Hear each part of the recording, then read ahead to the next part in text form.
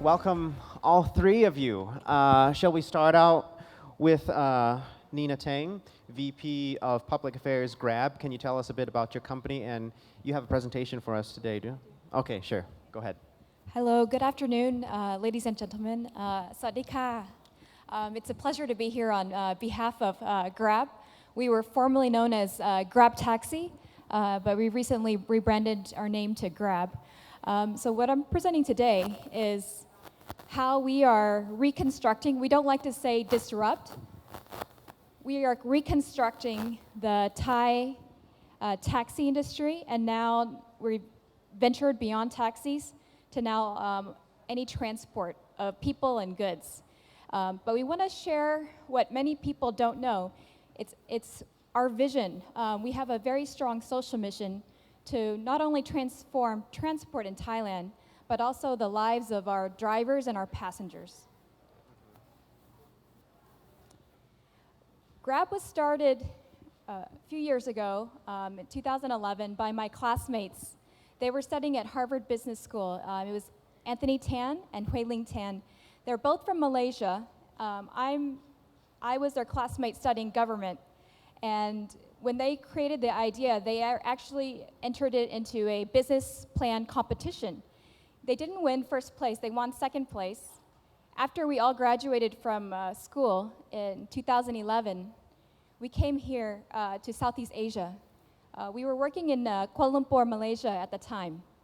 In Kuala Lumpur, taxis were very unsafe, very bad quality, and women like myself, ผู้หญิง คือฉัน we กลัวมากค่ะ we were very scared to go in a taxi, especially at night. And we decided to venture out of Malaysia and look at the whole region, because we realized when we came here to Bangkok, it's the same thing. We have many ladies in the audience. Do you remember before we had apps like Grab? When you get into a taxi, you have to ต้องถ่ายรูป you have to tie the number plate and the driver's registration number and send it to your loved one, your mother, your husband, boyfriend. I used to do that, but with Grab, we wanted to solve that problem. We wanted to make taxi transport safe for women like all of you in the audience, and we feel that it's not a gender, it's not about being a man or woman. If women feel safe, then everybody feels safe. So this is basically what Grab is about. Why we started here in Thailand 3 years ago. We started here in July 2013. So we're a very young startup, very young company, started by, again, young people with a big vision to not just start a business, just not a normal business, but a business with big social change. Secondly, we wanted to use technology. So I think the theme of the whole Startup Thailand, why we're here today, is how can we use technology to really grow and scale up our impact very fast.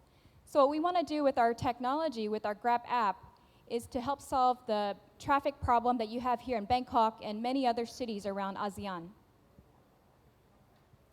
Lastly, when we started working more with the drivers, we were when we first come toงเทพฯ we were working with all the taxi drivers on the street every single day, thousands of taxi drivers.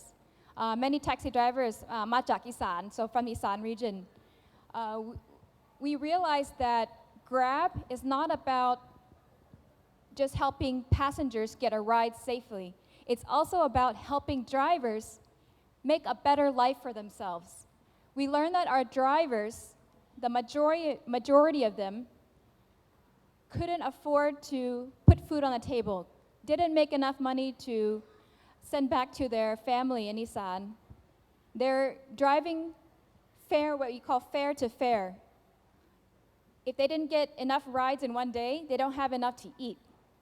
How can they work? How can we have our fellow citizens in this nation survive like this? So what Grab learned, we learned very quickly that by using the technology of our Grab app to help drivers get more jobs very easily, almost immediately, drivers' incomes increase. When their incomes increase, they didn't have to spend as much time on the road looking for a job ไม่ต้องไปหางานค่ะ They can spend more time at home with their families, enjoying a better quality of life, more สบายๆค่ะ So with Grab, we don't own the cars. We only actually have one product. We only have our app. But our company, because of our big social mission, is not just about one app and technology. It's more than that. It's about people. So through our technology, what I explained before is we really look at the safety. So in order for our startup and our product to be able to add value quickly to society, it needs to work. And not only does it need to work, but it needs to add value. It needs to make your lives better somehow. Otherwise, why would you use this technology? So one, like I said before, we used to take, take pictures with your smartphone of the taxi, the number plates. We automated that into the app by having all the driver's information, and we were the first in the world to introduce the technology called Share My Ride. Share My Ride is when after you book a ride on the Grab app, you can send a GPS link of your ride to your loved one through Line, through email, SMS, and when your friend or your mother opens it, they can see a map of where you are in Grung Thep, and your taxi driver's picture, his or her name, so phone number, and their number plate. If anything happens to you, your family or friend can report it to the police, and we know where you are. So that's part of the safety. If you lose something, we have many people leave their phones in the taxis. We can always return, your shopping bag or their phones to you. And our drivers are very honest. We have many stories of people who are so happy that they use the Grab app because if they lose something, we can find that taxi driver and track them down. In terms of certainty, the technology of our app also shows you how much your ride, either an estimated fare or the exact fare. This is important because, as you know, in Grung Thep, when you try to take a taxi sometimes, not through an app, you have to haggle or negotiate with the driver. Some of them don't want to use the meter, right? No, they get 500 baht very cheap for you. Exactly. Sometimes especially if you look like yourself, you don't look Thai. You get so 500 you baht very cheap for you. Yeah, even if you look Thai, you still have that problem. So it's a problem for all of us here in Thailand. So by using the app doesn't discriminate. It makes it fair for everybody, and it makes drivers follow the rules as well. Lastly, in this day and age, especially young people, everything has to be real, fast. Sometimes people don't want to wait. So using the power of technology, in under 1 minute, 1 nathi, you will know whether you get a ride or not, right? So that is what we've learned by using technology. How can we improve taxi service and other transport service that we provide, make it better for passengers? So in terms of our social impact, our company is now over three years old in Thailand. We want to talk more about looking at data and looking at the difference that we made in people's lives. According to a survey, 8 out of 10 women feel safer using Grab in Thailand for public transport. Drivers in Thailand earn up to 300%, so 3 times more income than they did before using an app. Every second that they have the app turned on, many jobs are coming through. So a driver can just sit in their car when they finish a job, and they will get many rides that they can pick and choose what they want. Lastly, we want to do more. Now that we've been lucky enough to have enough resources to invest in increasing our social impact. Many of our team members are very, like myself, I used to be a teacher. แต่ก่อนเป็นครูคุณครู we are very passionate about education. So when we started talking to many of our taxi drivers here in Thailand, in Malaysia, Indonesia, Vietnam, Singapore, all over the region, they see our young team. They ask, oh, where did you study for university? ไปเรียนอยู่ที่ไหนคะทำไมพูดภาษาอังกฤษเก่งค่ะ why do you speak English so well? They would ask us these questions. They said, can you please teach my children? มีเด็กค่ะมีเด็กสองคนplease come and help my child. I want them to go to university like you. I want them to learn English like you so they can have a better life, better job, better opportunity, better โอกาส in life. So what we decided to do is take the resources that we have and our Grab team volunteers, and we work with partners in the community. We started Grab School. We started our first Grab School in December here in กรุงเทพ and it was a great success. So this picture shows us providing this academy for our drivers' children. We are teaching them entrepreneurship skills so that because we are young entrepreneurs ourselves, we feel that this is our value add, our unique value proposition. We're teaching these entrepreneurship skills, critical thinking skills, and university preparation skills to our drivers' children so that they can have more opportunities to think about what they want to do in life and succeed. And our drivers are very grateful. A lot of times our drivers also attend the session with their children. So we are not only helping our drivers, our passengers, we're also helping our drivers' families. It's the future of Thailand. We need to focus on the youth. And what better, if we are able to do that, if we are able to do that, we're going to do it. So that's the beauty of being able to work in a startup and being able to create our own path and do what we want and do more than what people think you need to do for business. Lastly, since today is the theme of how government is supporting the startup scene here in Thailand, we work very closely with government in every country we're in. Because our company is from ASEAN, in Thailand, and Grab Thailand is a completely Thai company. We have a completely Thai local leadership team. I pretend to be Thai, but I'm not really trying to learn. So in order to work here in Thailand, we realize you have to learn ภาษาไทย, you have to try to be Thai, like the panelist was saying earlier. So for us, being local, we understand that we must work closely with government. That is the future. We can't be a business and work alone, right? In order for us to scale and make a big impact, we must work together with the community and with the government. And this is what we're doing with a new initiative called the Grab World Bank Government Partnership. We've just launched this a few weeks ago in Manila, in the Philippines. So what this does is it's a data platform that the World Bank built that will analyze traffic data using Grab's data. So our company, we have millions of data points every day about traffic patterns in Bangkok, in Chiang Mai, in Pattaya, in Phuket, in all the places that we are in Thailand. We share this data for free to the government. We work closely with Department of Land Transport, so we hope to start this project soon in Thailand. And when they use our data, they can analyze how to improve road safety, how to direct and manage traffic patterns better so that we can improve the traffic here in the country.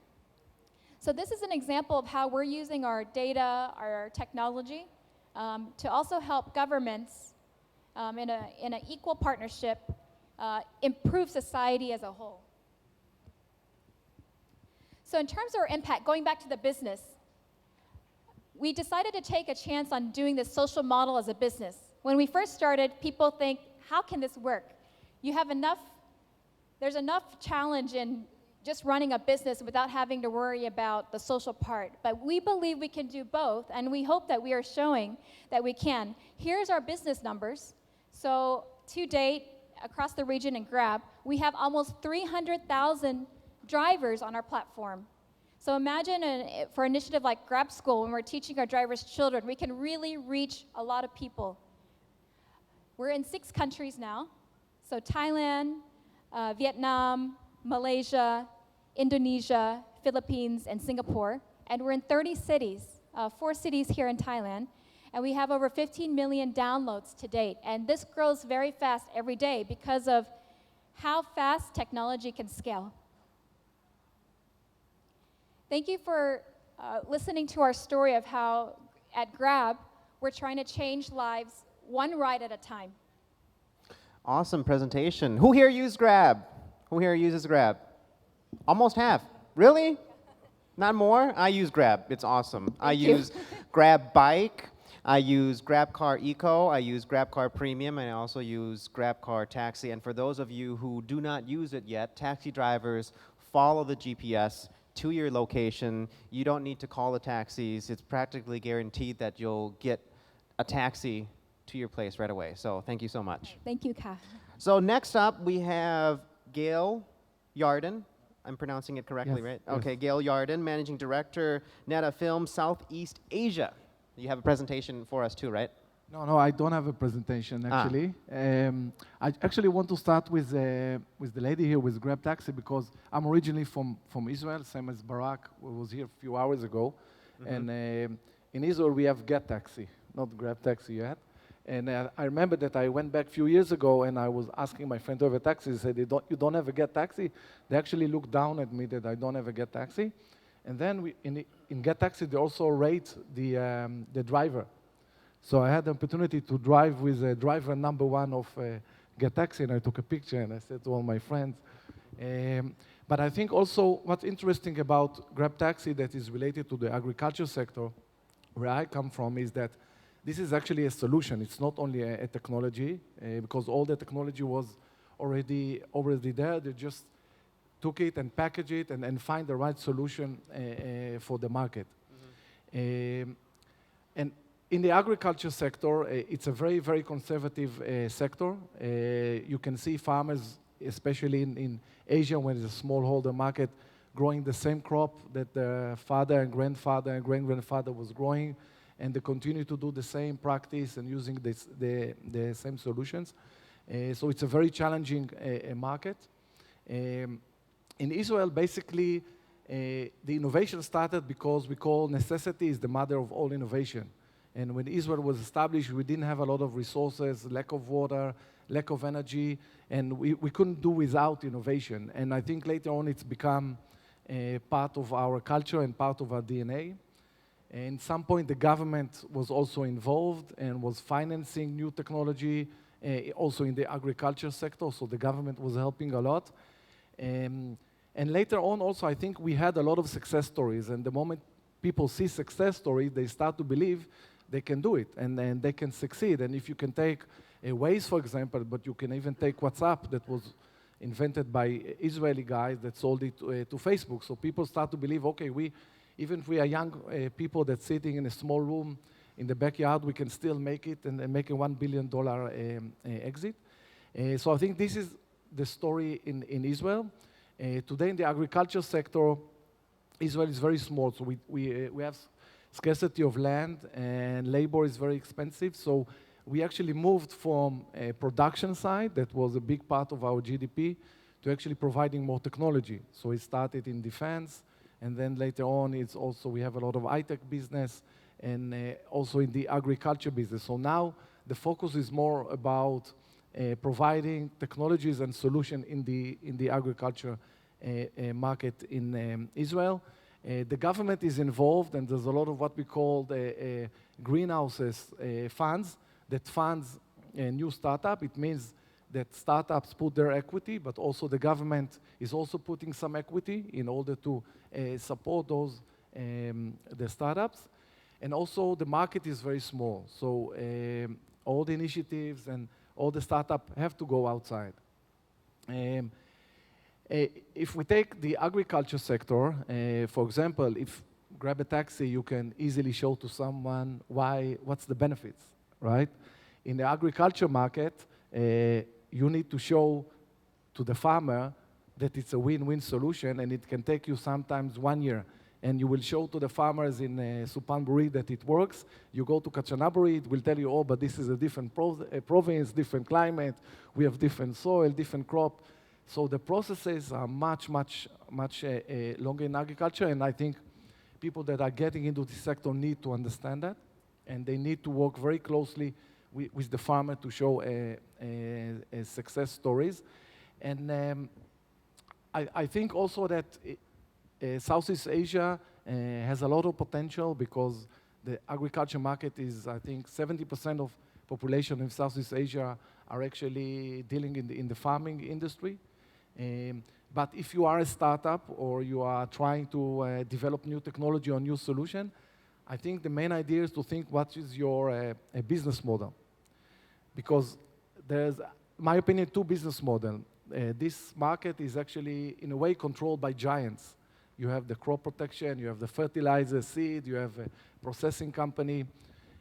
So you need to understand, you need to decide, are you going to do an exit while selling your technology or startup to one of those guys, for example, developing a new seed or a new technology that Apple can be on the shelf for another 20 days, and then you're going to sell it to one of those guys, or you actually want to develop a company and develop a sales team, and then it's a completely, I think, different approach. A little bit about our company, Netafim. We were established 50 years ago. It was before I was born, so we are not really a startup. But comparing to all the giants in this sector, we are still relatively small or medium, and we invest a lot in R&D, millions of dollars every year, providing all kind of smart irrigation solution and all kind of technology. And for example, in the last few years, we are trying to take technology from other sector and implement it in the agriculture sector. For example, everybody know maybe the Iron Dome system that actually is helping Israel to defend itself from missiles that's coming from unfriendly places. So we're actually taking this technology and trying to apply it in a hardware and software to apply the farmers to control very precise irrigation system. So it's also, I think, something that we need to look at it, how to apply different technology in a conservative sector. All right, thank you so much. Very interesting things from the agricultural sector in Israel. Yeah.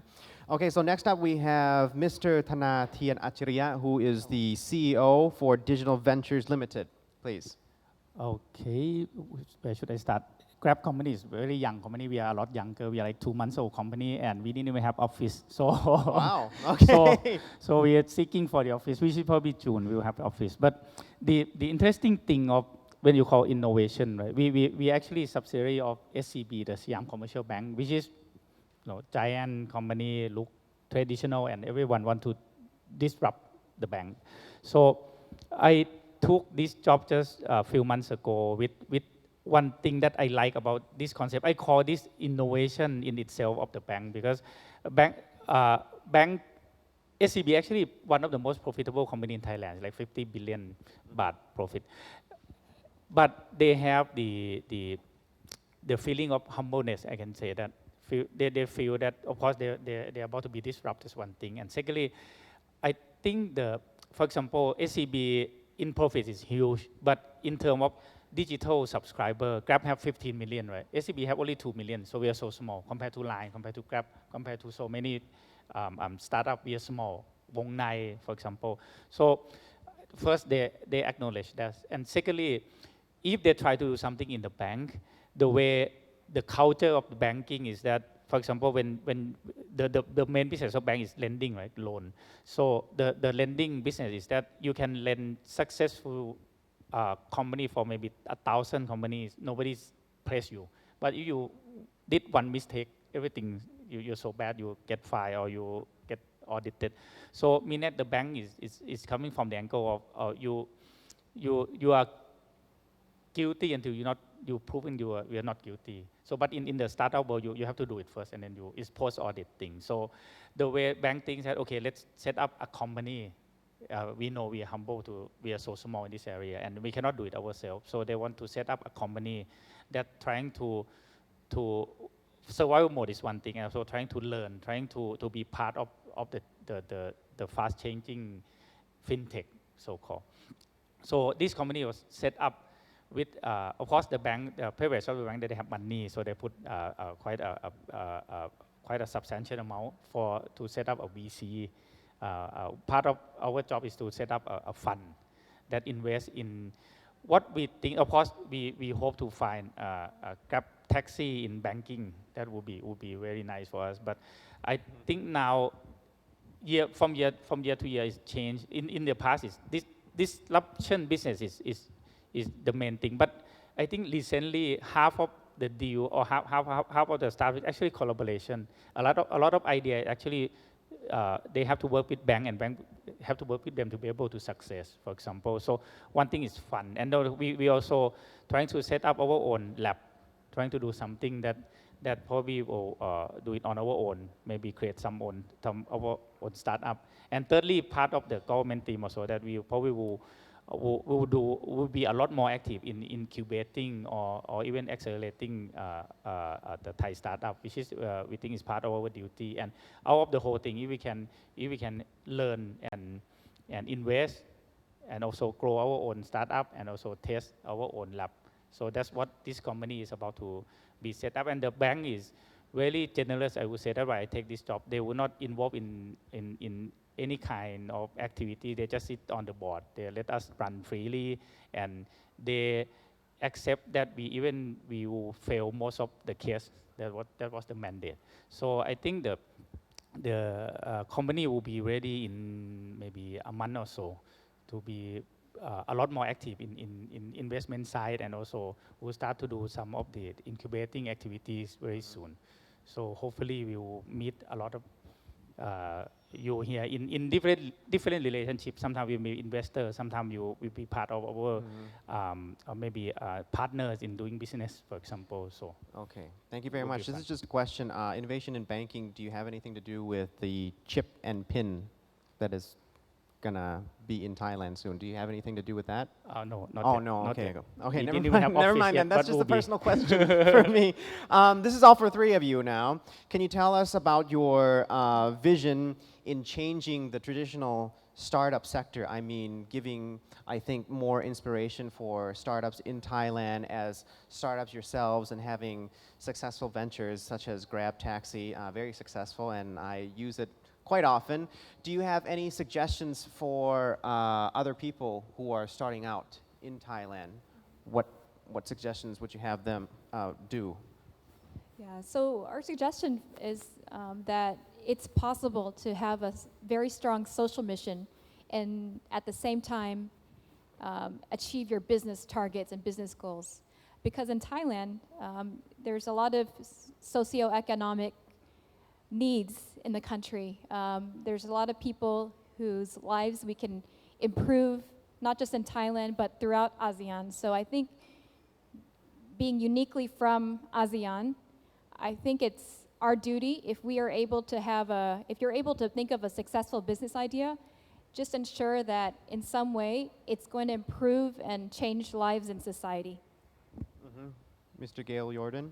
Yeah, I think, first of all, I think it's to decide also, what, like I said before, what's the business model and where you want to go and what is your exit strategy, and then and go and plan accordingly and act accordingly. I think second is the values. In our company, we put the values as one of the core issues, and our value is, for example, we are encouraging employees to dare, to make it an impact, to find the right partner for success. And I think that also in the agriculture sector, you need to have a lot of patience in order to succeed. And I think the last one, you need to work together with your employees and show them that they can get an upside. So they will wake up in the morning with a lot of energy and a lot of drive to succeed and to help the company to grow. Thank you so much. Are we having a surprise here? There's a drone flying in the ballroom. All right, very interesting. Kun Thana, do you have any suggestions for startups in Thailand? What one phase I like is that if you want to be in Olympic, you have to train like Olympian. Yes. So the first question is that how do the Olympian train. So I think that these two person is probably the one of the you of course you are in the Olympic League already. So how do they work? What kind of level that we have to train for it? And another thing that's very interesting, Israel is actually a very good place to learn about startup. Well, I sent a couple people to Israel with Bukun Barak know that. Well, they're the startup nation. So I think we are still in a very primitive page of startup. It's very distracting, I would say. But anyway, so how first, if you set that goal, how do you know how they train? For example, like in SCB, this company, what we do in the beginning is that if we want to do VC, so now what we do is that we will start with fund of funds. So that we will invest in some money in the larger fund, the fund that already start rolling, and then we have some contract that we can secondment there. We can go and then see how they do due diligence, how they make decisions, for example, and then we will build our team to at least close to their level of excellence. So my suggestion is that you have to find how the Olympian train. All right, so basically you benchmark it. studying what other people have done so far in order to be successful. Are there any questions from our audience members? Any questions at all? If I may just Yes, go ahead, please. One more thing. I think when you start a solution or you start all kind of technology, as I said, when the business model, for example, if you target to sell it to one of the big giant in a specific sector, you need to learn how they think and what do they need and what do they want and target and over there. And if you want to work, for example, with the farmers, you need to understand their needs and what do they want and what is their dream, like they did in Grab Taxi, and actually went also to the driver and understand their needs. So I think this is very important. Questions, comments, anybody? Okay, for me then. I have a question. Three of you, can you tell us briefly, please, just the history of your success, like Grab Taxi, how it started out, what challenges it had, and basically your success story? Because you're in Thailand, Vietnam, Malaysia, Singapore, Indonesia, and right now the Philippines, yes? Yes. Okay, so in Thailand, like how did you start out in Thailand? So we started out very humbly. I mean, I want to say it first, we don't think we're a success yet. So we're only a very young company, 3 years out. So far we've been very lucky, but we know we work like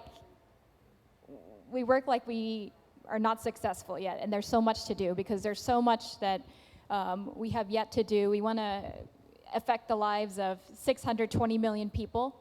We only have 15 million downloads to date. We have so much more to go. So going back, we started here in Thailand July 2013. It was in the middle of the political unrest. It was very challenging at that time because of the street protests and the blocked roads. Many taxi drivers couldn't make a living. So at that time, we were really starting our business probably at the most challenging time you can in Bangkok. So that was one. Two was hiring. As you know, in Thailand, young people, I think things are finally changing now, which I'm very excited about the startup space. But 3 years ago, young people who are talented didn't want to come work at Grab Taxi because the first question they ask is, you're a startup, your business, might not be sustainable. I want security. Secondly, their parents wouldn't let them. So anybody who went to a good school or, their parents want them to work at a big multinational company. They didn't want them to work for a startup. What is a startup? We never heard of it. We don't have that problem now. So things quickly change. But in terms of, our companies, our success is defined by the people. So I think the biggest challenge that many startups in Thailand and across the region face is finding the best talent. And I think that's why I'm so excited about what the government here is doing here in Thailand with Startup Thailand, because a big component of it is educating young people, educating the people about this opportunity. So by educating the young people, it's giving them a pathway to entrepreneurship as a very viable and realistic career path for them.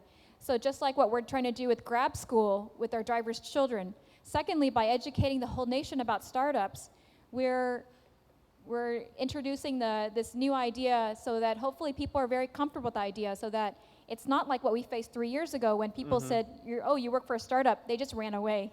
So, Well, a question about that. I mean, you said one of the challenges for startups, and I think other startups in Thailand and everywhere in the world, because you're a startup, sometimes people with talent do not want to work with you. So how did you overcome that particular challenge as a startup in finding talent? I mean, headhunting, advertising yourselves. How did you do that? what really attracted the great talent who are with, I know we're very blessed. I work with a very, very talented team here in Thailand and across the region. We are all united and motivated by our passion. We really are invested in our social mission. So this social mission and this passion is what unites, I think, this young talent together. And this is something that I think large corporations, new startups in the field can really learn from. Because having just a startup itself, it's having a great vision. But when this vision, you're able to share this vision with people, and it's something that really can make a difference in society and change millions of people's lives. This is something that people can't ignore, and it's something that they really want to be a part of. And I think that's what Grab has been successful in the past 3 years is by attracting people who share the same mission as us. Okay, so as a startup, not only do you have to sell your vision to your customers, but you also have to sell your vision to people who are going to work for you. That's right. Because they have to share the same passion. Yes. So when I first started with Grab 3 years ago, we had less than 15 people in the company. Today we have, in 3 years, we have over 1,500 people. So it's grown that fast. So Did that's that the scare testament. you? Only 15 people, like, whoa, such a small company. Back then it was big. Okay. Well, Mr. Gail Yarden, how about you? What has your success story been, or challenges, rather? I think, first of all, it's interesting to hear because if you look at Israel, what happens a few tens of years back, it was also difficult to recruit people for startups.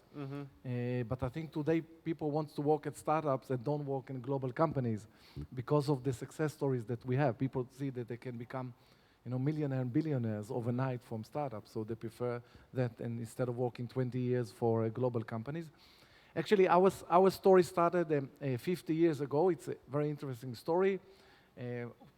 One of our founder was actually walking in the yard and he saw one tree that is growing bigger than the others, and he was starting to understand why, and then he saw that was a leak in the pipe near the tree and was actually dropping. So that gave him the idea to invent the drip technology. So they started in a very small kibbutz in Israel, in the south part, when we have less than 100 millimeter of rain a yearly. That's probably what you can have in Bangkok in a day. So, and they started there and developed the idea, and I think they were all united. Did something just blow up Yeah. or something? I think everything's okay. Oh, a light bulb maybe went out. Okay. Continue. Yeah, so they were all united with the vision that we actually helping the world to grow more with less, and they were all motivated. And we do not need to convince our employees that we're actually doing something good for the world, and I think this is also what drives the company. And I think one of the success stories that we were willing to dare and go outside and try to look in a new market because the Israeli market was relatively small. So I think the daring was one of the things that made us really successful. So again, it comes down to the human resource and the people that you hire in your startup. Yes, in the end of the day, you need to have the right technology with the Yes. right price, with right distribution, but it's all come down in the end, especially when you start. How motivated are your people and how daring they are and how you manage them. Yes, would you agree with that, Kuntana, the people, and do you have like a success story maybe you can inspire people here at Startup Thailand 2016 if they're going to go start up their own business, what should they do? I came from mobile operator. I used to do the DTAC. Some of you know me. So I support Mr. Gale before that. I think the best way that I used to be able to do things successfully is that you have to use your feet. Like when you work on farmer segment, you have to spend time with actually farmer, not in the worst enemy of all time of startup with this kind of segment is air condition. Okay, you got to be out there. You Yeah. can't just stay in the office. Yeah, because Thailand is very hot, so we Yes, always it is. so go out there, spend time with your segment, understand the real need, like Grab taxi. I saw a lot of picture like you walk through that. And but if you ask me this question 3 years from now, let's say Thailand Startup Thailand still hosts this event and probably still the same government and Okay. we sit here in the same room. I why Well, you laugh? Dr. What? Sak It's did not say a joke. that It's not a there's a joke. 3-year, It's yeah, not a there's a joke, but- 3-year goal but there. yeah, so it's 3 years from now. Yes. I hope that the name of digital venture, which is now we didn't even have office, by that time I can say that we make a huge impact to Thai startup community. And some of you will not, probably not all of you, but some of you will not by that time. And we probably invest in some companies, but more importantly, we probably contribute in different kind of form. Some of you probably work together with us and we introduce you to the bank and you grow business with us. Some of you will go to our school, some kind of school or competition, and you learn a lot of things from us. Or some of you get funding from us. So hopefully by 3 years from now, we should hopefully will be one of the active player in Thai startup community. Yeah. Okay, thank you so much. Any questions from the audience there?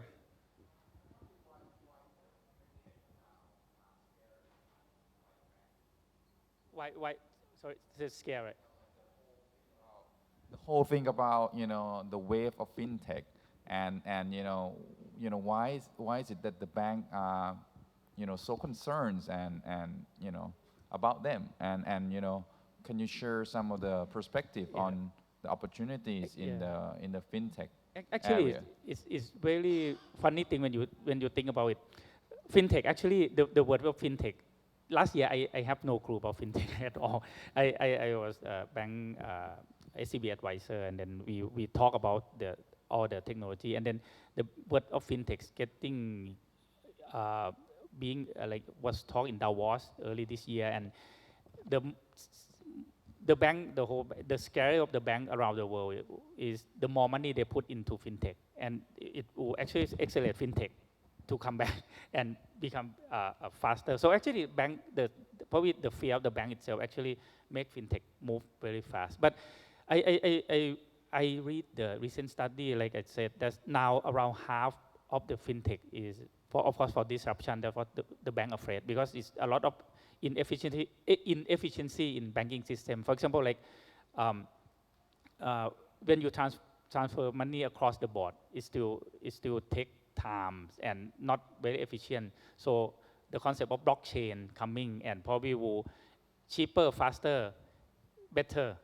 So the bank itself, I think they know that they're not efficient. So some of that, it's either the bank have to move or someone will replace you in some of the chain. But I think every day the banking is still there, but in different form, I think. But the other half, which make it very interesting, is that the fintech that now more and more become collaborate with the bank.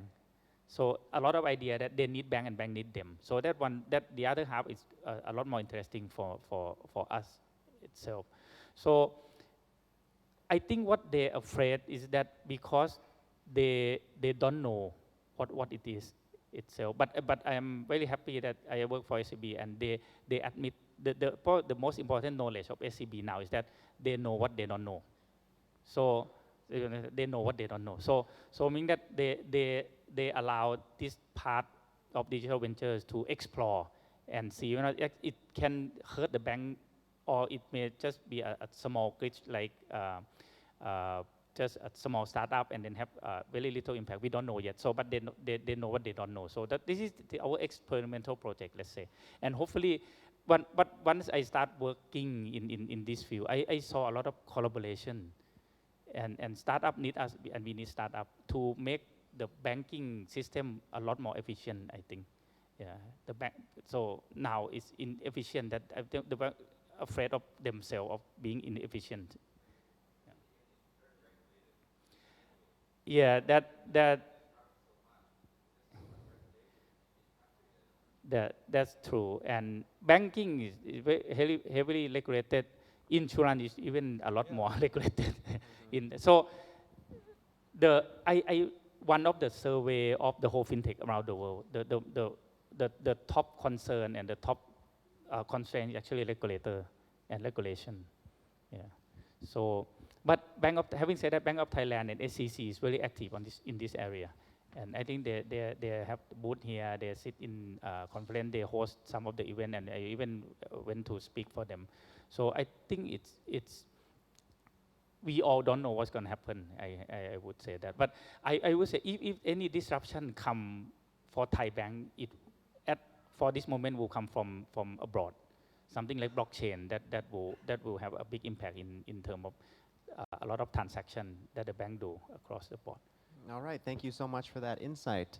I think that pretty much wraps it up for today for our last three panelists. Thank you so much, Ms. Nina Teng, Vice President of Public Affairs Grab Taxi, Mr. Gail Yarden, Managing Director for Netafim, Southeast Asia, and also Mr.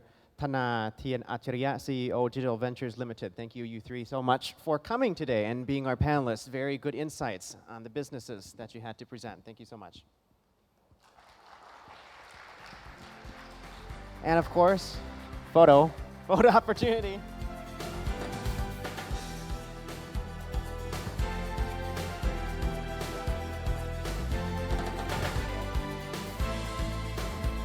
So that pretty much wraps everything up. Today was the government vision and ecosystems. Tomorrow, if you're interested, is Investor Day. Ooh, very interesting. Keynote address, Driving Startup Thailand, New Economic Warrior. We also have why do you and venture capitalists need angles and how to find them. Also, next up, startup and new investment opportunities in Asia, and also international venture capitalists and investment opportunities for Thai startups. We have Thai startup investment opportunities, the road ahead, corporate venture investment strategies in startups, and that's for tomorrow, the 29th of April, 2016, Investor Day. So that pretty much wraps everything up. ขอบคุณทุกท่านที่มาในงานนี้ด้วยนะครับผมพิชาพัฒน์รัตนกุลเสรีเรืองฤทธิ์สวัสดีครับขอบคุณมากครับ